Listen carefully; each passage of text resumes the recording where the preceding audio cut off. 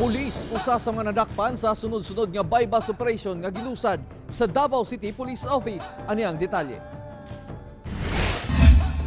Atol sa uplang disiplina sa Talomo Police, dakpan ang kabaro nila nga si Police Corporal Andy Luna nga sakop sa 1105th Maneuver Company sa Kapatagan, Digos City.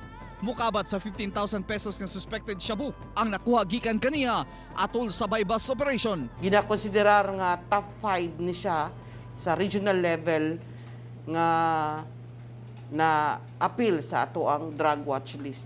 Sikop usab ang laborer nga taga Marilog, Davao City, human napalitan og ginadiling droga sa Marilog Police. Arestado si Roxanne Avila, human napalitan og 9,000 pesos nga gituang shabu. Nadakpan usab sa Ecoland Police ang 24 anyos nga street level pusher nga si Jake Takal.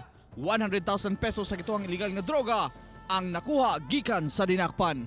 Moatubang og kasong panglapas sa 9165, Section 5 ug Section 11 ang suspetsado.